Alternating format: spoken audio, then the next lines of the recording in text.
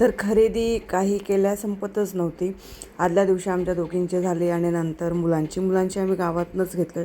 गावात छानपैकी दुकान आहे, खूप रिजनेबल होता रेट आणि म्हणून मग मुलांना डेली यूजचे जे कपडे होते ते मी तिथूनच घेतले. आणि तुम्ही म्हणाल की एवढ्या 2-2 बॅगा भरल्यात, पण आम्ही ते घरी ट्राय करण्यासाठी नेल्या होत्या आणि मग जर ट्राय नाही झाले तर मग रिटर्न करणार होतो, म्हणून मग ते कपडे सोबत नेले. तर पुढे अजून काय होतं आहे तर नक्कीच बघा. हाय हॅलो नमस्कार सगळ्यांना गुड इव्हनिंग. मी तुम्ही सगळ्यांचं स्वागत करते आपल्या चॅनलमध्ये, ज्याचं नाव आहे अनुज कॉर्नर.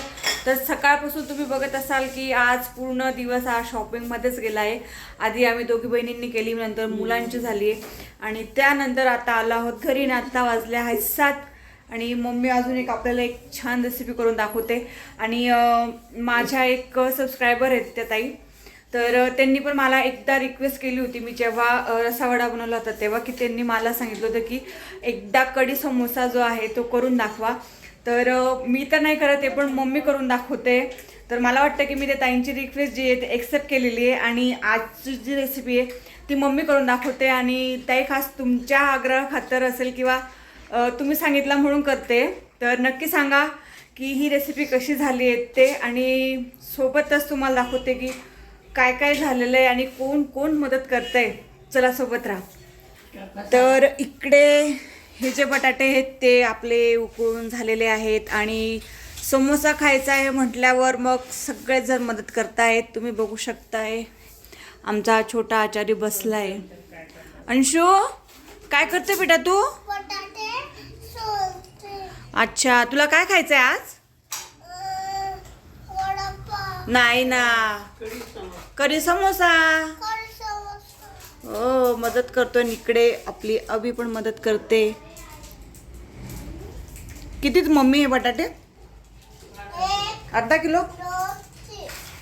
तर हे आपले अर्धा किलो जे बटाटे ते आपण छान बॉईल करून घेतलेत, ते गार झालेत आणि बस हे दोघं जण आजीला मदत करताय बटाटे सोलायला. आणि अंश खूप बिझी आहे, तो आपल्याकडे पाहतही नाही आहे. त्याहून बिझी आहे आपली अभिज्ञा. अभि सगळ्यांना बोलो बेटा कढी समोसा खायला. तुम्ही सर्वजण या म्हणा. काय खायला? कोण बनवतोय बेटा? तू बनवतोय? अजून अजून आजींनाच विसरला, मी आणि दीदी बनवते म्हणे. तर या ठिकाणी या दोघांची मदत चालू आहे. आणि इकडे मम्मीने काय काय साहित्य घेतले ते पण दाखवते. आणि मम्मीची या साईडला कढी जी आहे ती करून झाली. मम्मी ताकाची केली का दह्याची? तर ही तर या ठिकाणी अर्धा किलो बटाटे होते मीडियम साईजचे, ते छानपैकी बॉईल करून घेतले होते. त्यानंतर मसाले होते जिरं, मोहरी, कढीपत्ता, कोथिंबीर, लाल तिखट, चाट मसाला आणि पुन्हा हिरवी मिरची होती ती ठेचून घेतली होती, अद्रक लसूणची पेस्ट आणि चवीनुसार मीठ होतं या ठिकाणी. आणि हे सगळं आपण फोडणी करणार होतो. तर त्याआधी आपल्याला जे बटाटे होते ते छानपैकी हातानेच कुस्करून घ्यायचे होते. आणि त्यानंतर त्याआधीच मम्मीने मैदा जो आहे तो छानपैकी मळून घेतला. त्यात थोडंसं तेलाचं मोहन टाकलेलं होतं, जिरं टाकलेलं होतं, ओवा टाकलेला होता आणि थोडंसं चवीनुसार मीठ होतं, जास्त नाही. आणि छान घट्ट गोळा जो आहे तो आपण मळून घेतलेला होता, जसं आपण शंकरपाळ्याचं वगैरे मळतो सेम त्याचप्रमाणे मळून घेतलेलं होतं आणि थोडंसं त्याला मुरत ठेवलेलं होतं, कारण मग नंतर ते कणिक जे आपण समोसे बनवतो ना, तर ते छान फुलून येतात म्हणून. तर या ठिकाणी फुलण्याची तयारी झालेली होती. कढईमध्ये आपल्याला 1 ते 2 पळी तेल गरम केलेलं होतं आणि त्यात जिरं, मोहरी, अद्रक, लसणाची पेस्ट आणि हिरवी मिरची, बडीशेप सांगायची राहून गेलेली होती, तर नंतर बडीशेपही टाकलेली होती. कढीपत्ता ॲड होता त्यात. आणि सगळ्या आपण जो मसाला घेतलेला होता, चाट मसाला असेल, लाल तिखट असेल, हळद असेल आणि मीठ असेल, तर सगळं आपण त्याची छान फोडणी करून घेतली होती. आणि उकडलेले जे बटाटे होते ते आपण छान कुस्करून घेतलेले होते, मॅश केलेले होते. बस त्यात ही फोडणी गरम गरम ॲड करायची आहे आणि छान दोघं मिक्स करायचे आहेत, मसाला पण आणि बटाटे पण. नंतर चवीनुसार किंवा आवडेल तेवढे आपण त्यात कोथिंबीर ॲड करू शकतो. बस छोटीशी गोळा घ्यायचा आहे मैद्याच्या पिठाचा आणि असं गोल राऊंड झाल्यानंतर त्याला मधोमध कट करायचा, म्हणजे असं त्रिकोण तयार होईल त्याचा. मम्मीने साईज थोडी छोटी छोटीच केलेली होती समोश्यांची. बस तेल नाही तर आपल्या पाणी वगैरे ॲड करून बस त्याला असं आपण कोन जसा बनवतो कोन करून घ्यायचा आणि त्यात आपलं जे सारण तयार केलेलं आहे आपण ते त्यात ॲड करायचं आहे आणि छानपैकी त्याचे दोघं बाजूने ना ते छानपैकी बंद करून घ्यायचे. त्याचं तोंड पिठाचं जे आहे ते, म्हणजे ते तेलात टाकल्यानंतर ते फुटणार नाही त्यानुसार.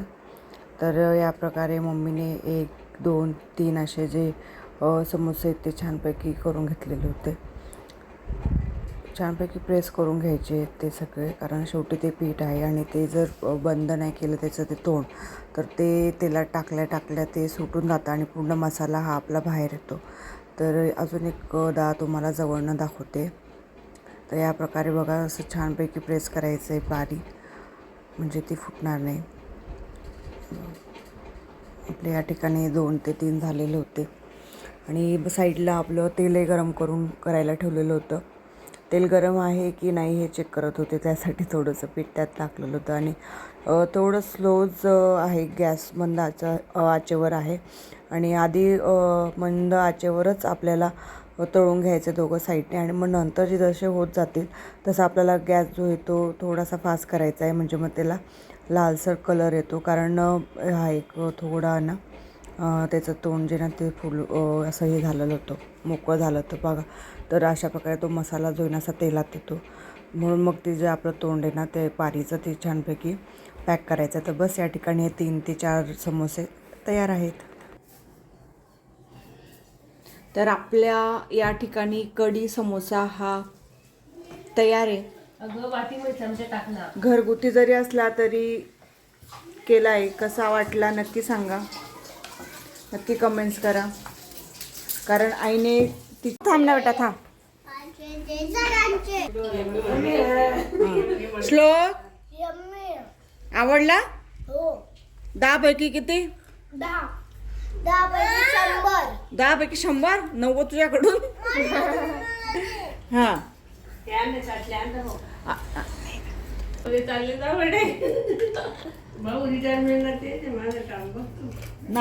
तर हा होता आमचा समोसाचा ब्लॉग.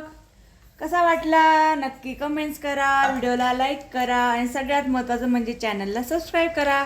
तोपर्यंत तुम्हा सगळ्यांना गुड नाईट.